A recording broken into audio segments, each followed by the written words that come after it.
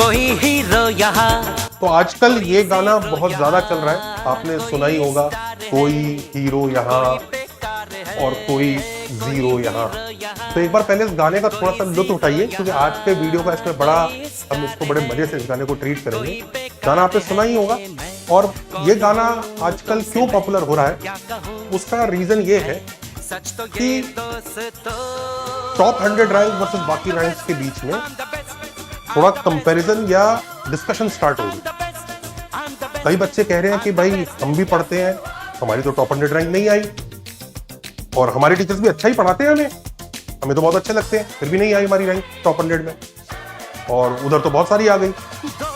तो होता क्या है एक्चुअली, टॉप 100 रैंक के लिए ना बहुत बार सब्जेक्ट को हमें सुपरफिशियली नहीं, इन डेप्थ भी पढ़ना पड़ता। और समझने की कोशिश कीजिए कि दो कोचिंग्स हैं, दोनों में ही लाखों बच्चे पढ़ रहे हैं, पर फिर भी टॉप 100 रैंक्स भी दोनों कोचिंग्स के हर सेंटर से नहीं, सिर्फ कुछ जगह से ही आएंगी, और वो भी कुछ बैचेस ही होंगे जहां से वो रैंक्स आ रही है।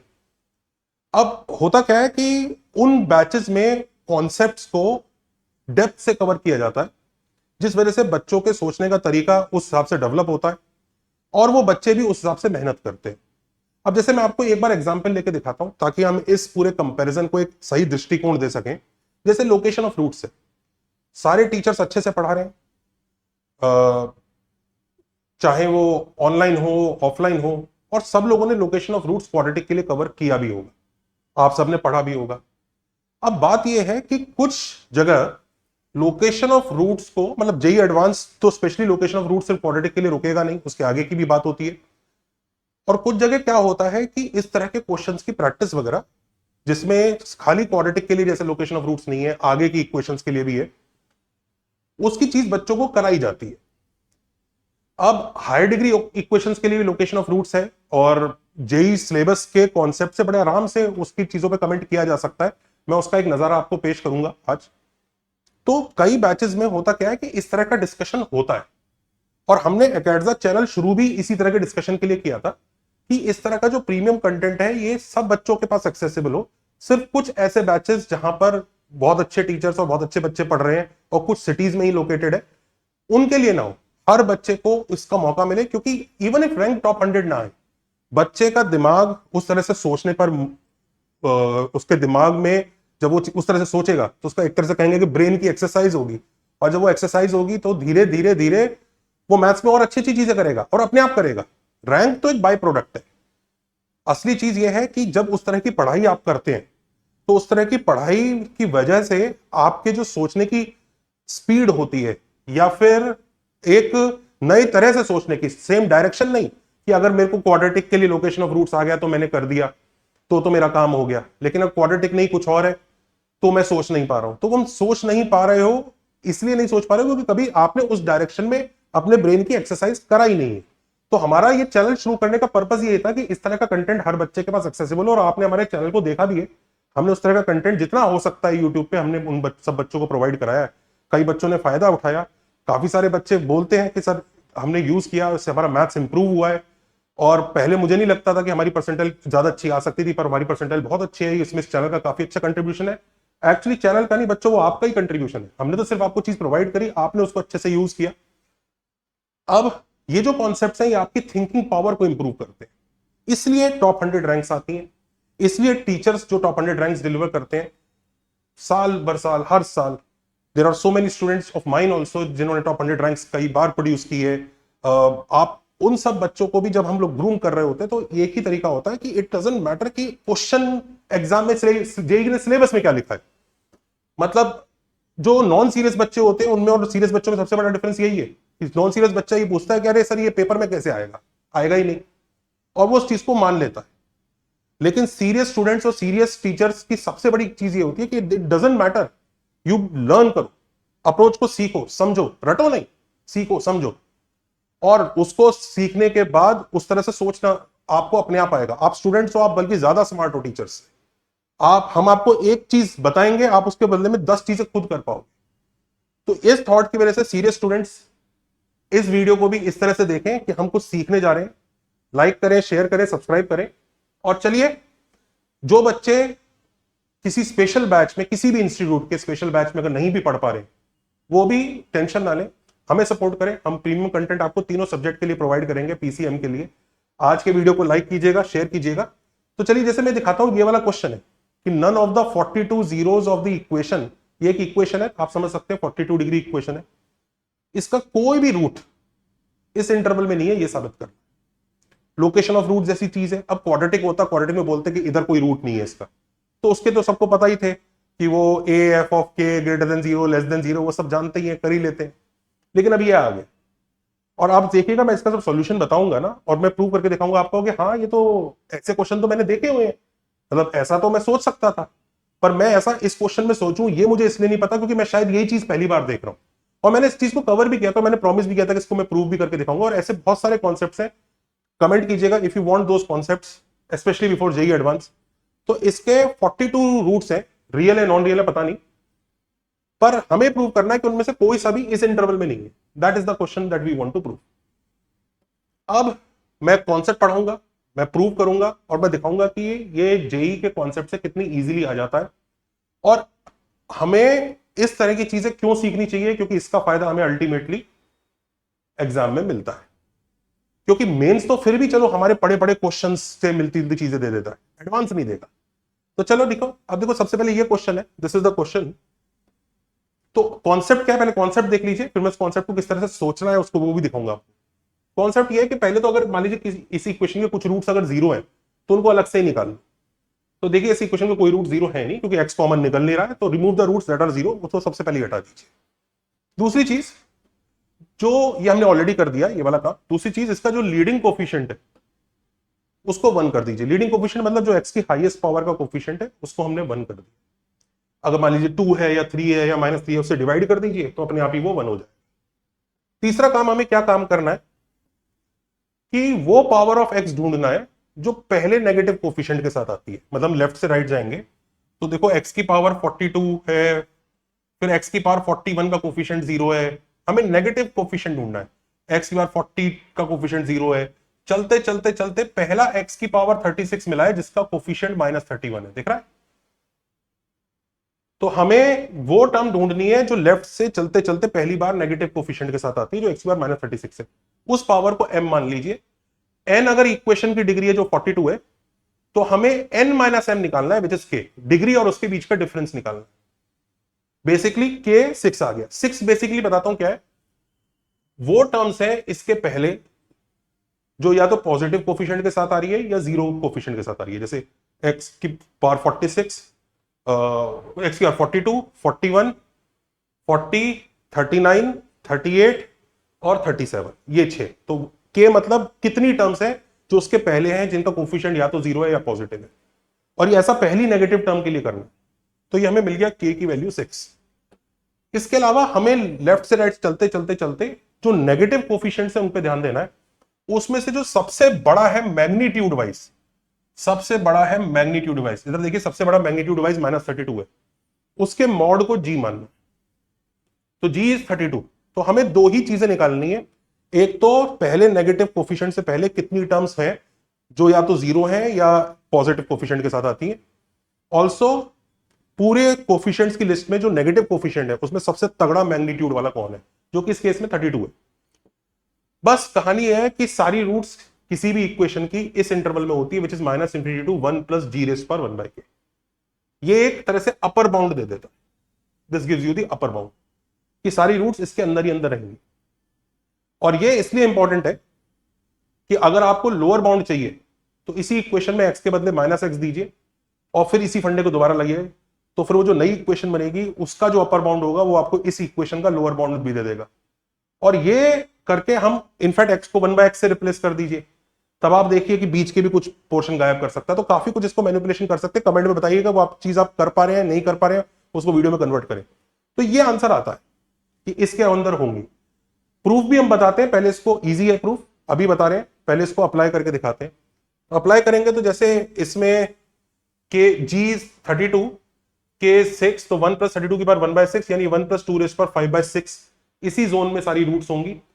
3 इससे बड़ा है तो यानी इस इंटरवल में कोई रूट नहीं, तो बहुत ही डायरेक्ट तरीके से आंसर आ गया। अब कई लोग बोलेंगे सर हमें तो अगर पता नहीं होगा तो हम कैसे सोचेंगे, क्या करेंगे। अब मैं इसी हाउ पर जा रहा हूं कि ये आया कैसे, हम यहां तक पहुंचे कैसे। तो जैसे ये है, ये फंक्शन है जिसके रूट्स के बारे में हमें बात करनी है। अब देखो मैं बिल्कुल जैसे सोचेंगे ना, मैं वही बता रहा हूं, क्योंकि उसी से ही अपने को समझ में आएगा कि ये हमारी पढ़ाई से कितना स्ट्रांगली लिंक्ड है। हमें प्रूव करना है कि जितने भी रूट्स अगर इसके हैं, अगर हैं, तो वो इस इंटरवल में, तो एक तरह से अपर बाउंड दे दिया उसने। और ध्यान दो, ये अपर बाउंड ग्रेटर देन 1 ही है हमेशा। तो एक तरह से हमें इस फंक्शन के लिए इन्वेस्टिगेशन करना है कि x ग्रेटर देन 1 के लिए बात करनी है, मतलब हमें शो करना है सारे रूट्स इसमें है। तो to show that all the roots are in this interval if possible, जितने भी रियल रूट्स हैं, तो हमें शो करना है इस इंटरवल के बाहर कोई रूट नहीं है। तो मतलब पहली बात तो क्वेश्चन ये हो जाएगा, हमें ये शो करना है कि इस इंटरवल के अंदर fx का कोई रूट नहीं है, fx इक्वल टू 0 इंपॉसिबल है।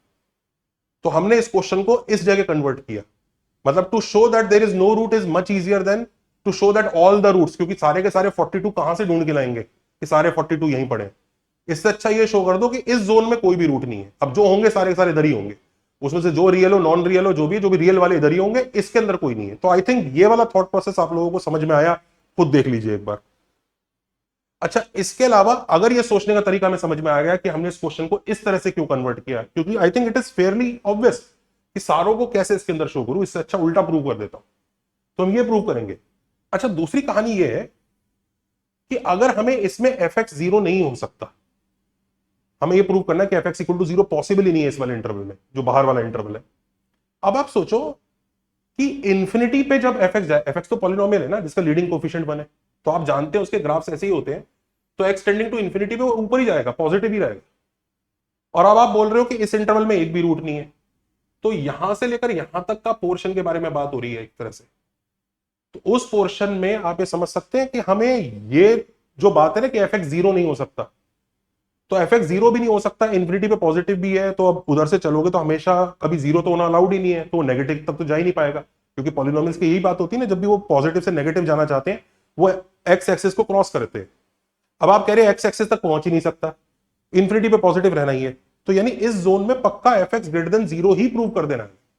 So that is the thing that we want to prove कि fx is always positive in this interval. अगर ये प्रूव कर दिया हमने, तो इसका मतलब यहां पे कोई रूट नहीं है। This is what we want to show, that there is that fx is always positive in this interval. अब ये अगर सोचने का तरीका हमें समझ में आया, तो हम इस काम को दो तरीके से कर सकते हैं। When we have to show that fx is कोई फंक्शन ऑलवेज पॉजिटिव है, हमारे दिमाग में दो ख्याल आते हैं। क्या क्या ख्याल आते हैं? एक आता है डेरिवेटिव, मोनोटोनिसिटी वगैरह यूज करने वाला।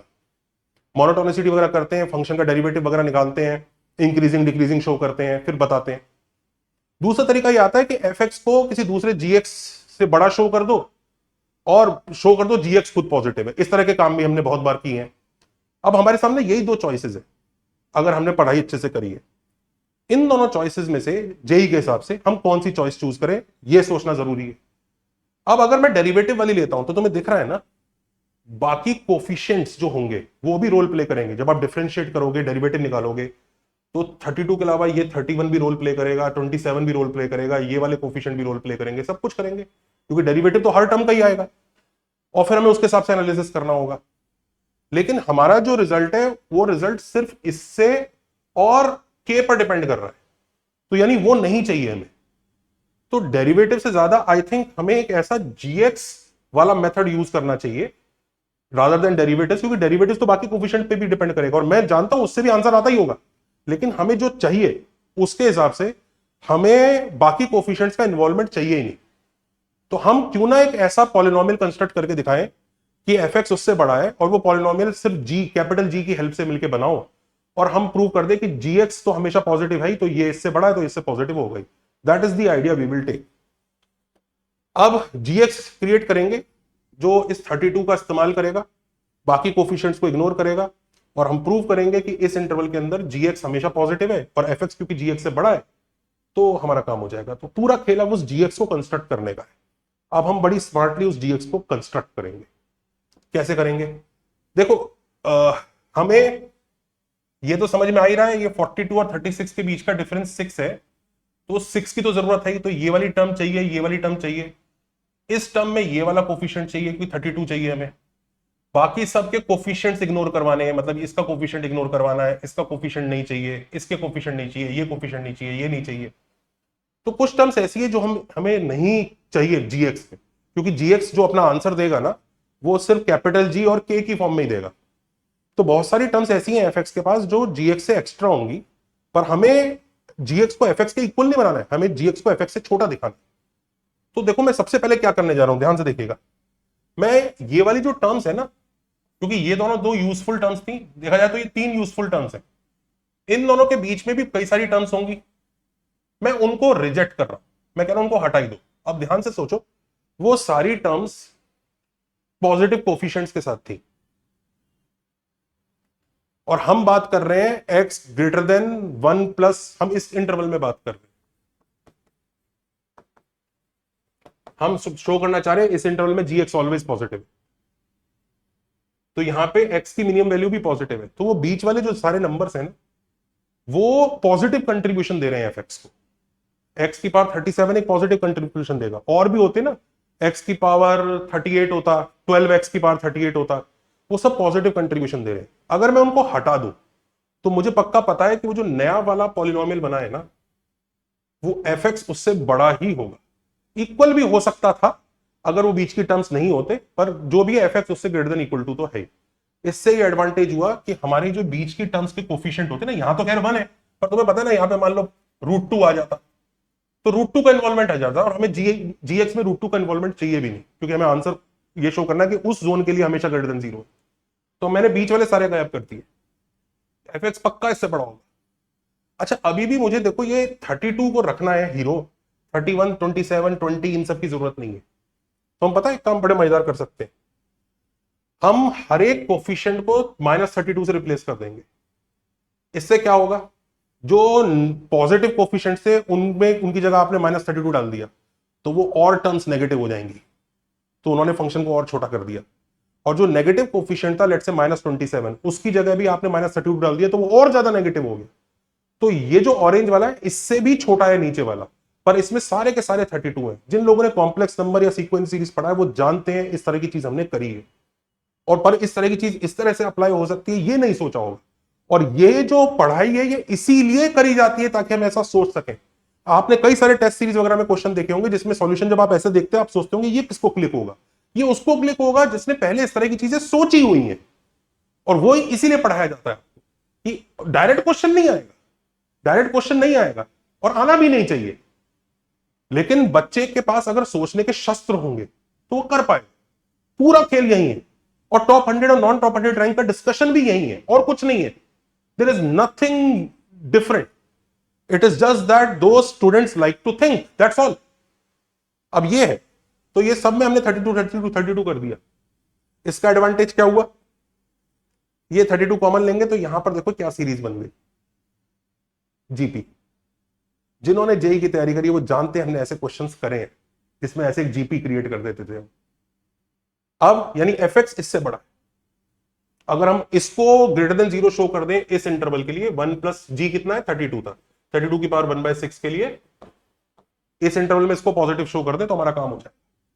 पर इसको भी और सिंप्लीफाई भी कर सकते हैं, तो जीपी है तो जीपी का समेशन कर दो, एक्स की पावर 42 - 32, एक्स की पावर 37 अपॉन x - 1, एलसीएम वगैरह ले लो, एलसीएम वगैरह लेके ये आ गया f x greater than equal to this.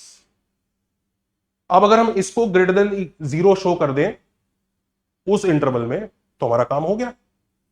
अब आपको पता है एक चीज और, मैंने मान लीजिए पहली 3 टर्म से x की पावर 37 कॉमन निकाला, ये इस तरह से लिखा जा रहा है, हमें मैंने बस इसी को रीअरेंज किया यहां तक, I have just rearranged it, that's all, nothing else, इसी को रीअरेंज करके लिखा है।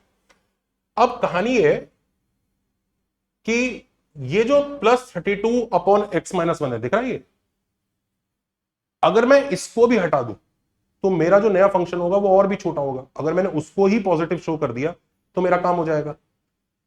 अब ये मैंने क्यों किया ये भी आपको अगले पेज पे समझ में आएगा। तो मैं अगर इसको ग्रेटर देन 0 शो करना चाह रहा हूं कि भाई ये चीज ग्रेटर देन 0 है, 32 अपॉन x - 1 को भी हटा दिया, क्योंकि 32 पॉजिटिव है और x - 1 भी पॉजिटिव ही है, क्योंकि हम बात कर रहे हैं उस जोन की, इस जोन की,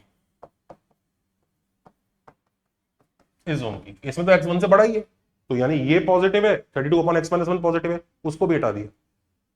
अब हम इससे डील करेंगे और हम इसको जीएक्स ले रहे हैं, हम इस जीएक्स को ग्रेटर देन 0 शो करना चाहेंगे। क्यों करना चाहेंगे मैं दिखाता हूं। ये मेरे पास अब दो फैक्टर है, ये बेसिकली तीन फैक्टर्स हैं और मैं जीएक्स ग्रेटर देन 0 शो करना चाहता हूं, तो मुझे इन तीनों फैक्टर्स का मल्टीप्लीकेशन ग्रेटर देन 0 शो करना पड़ेगा। वो +32 मुझे थोड़ा परेशान कर रहा था, तो इन तीनों फैक्टर्स का मल्टीप्लीकेशन का ग्रेटर देन 0 आता है इस जोन में, तो मेरा काम हो जाएगा।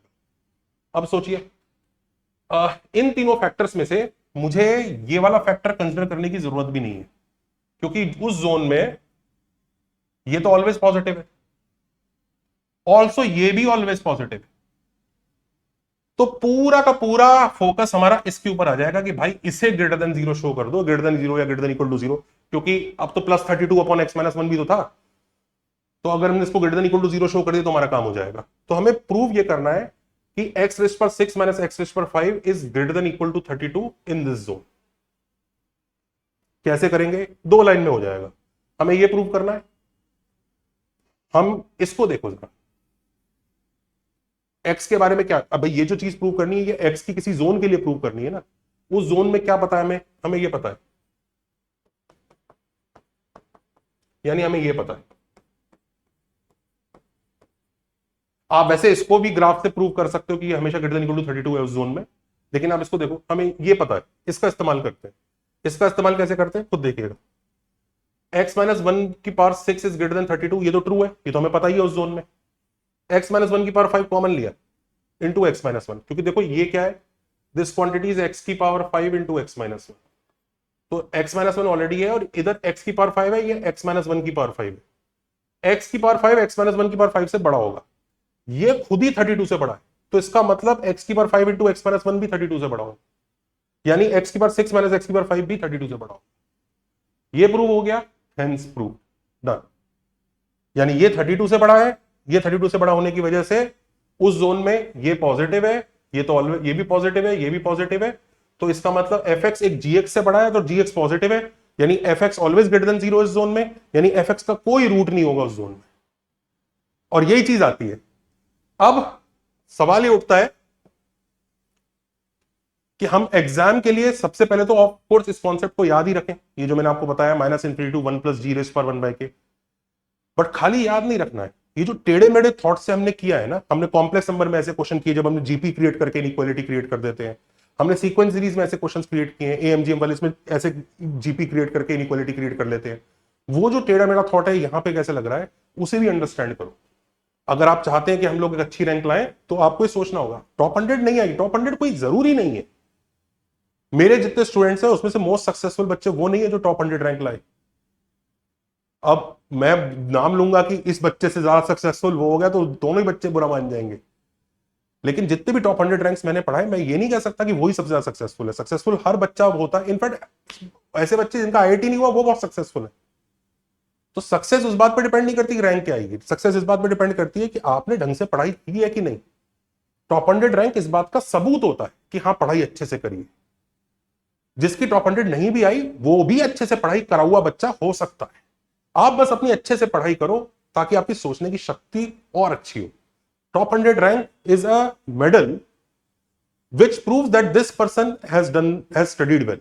This does not prove that the other person has not studied well. तो आप मेहनत करो, हो सकता है टॉप 100 आए, टॉप 100 ना आए। नेक्स्ट टाइम मेहनत करो ताकि नेक्स्ट टाइम आपके टीचर्स भी वही गाना गाए कि कोई हीरो यहां कोई जीरो होगा।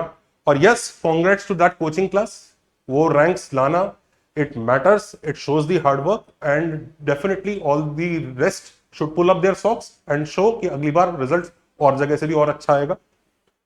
इसके अलावा अब बात करते हैं कि एक बार कमेंट कीजिएगा कि अगर आपको ऐसी जो boundary conditions higher degree equations के लिए चाहिए, अगर आपको और भी चाहिए, कि ऐसी काफी सारी हैं, तो एक बार जरा कमेंट करके बताइएगा, हम लोग उनको कवर करेंगे। They are most of them are easy to prove by JEE concept. जैसे ये तो जीपी के फंडे से बड़ी इजीली प्रूव हो गया, और भी कई सारे हैं, ये कुछ परम्यूटेशन कॉम्बिनेशन की हेल्प से प्रूव हो जाते हैं, कुछ हैं। फिलहाल आप हमारे बैचेस चेकआउट कर सकते हैं, 11, 12 ड्रॉपर और प्रैक्टिस बैच। हम लोगों ने ऑनलाइन में बैचेस शुरू किए। हमारे हर बैच का पर्पस ये होता है कि बच्चों को माहौल वो प्रीमियम बैचेस वाला ही मिले। इन सारे बैचेस में हम वो प्रीमियम माहौल की तरह से बिल्कुल एकदम डेप्थ में ही कवर करते हैं। आप एक बार चेकआउट कीजिए इन सब बैचेस को।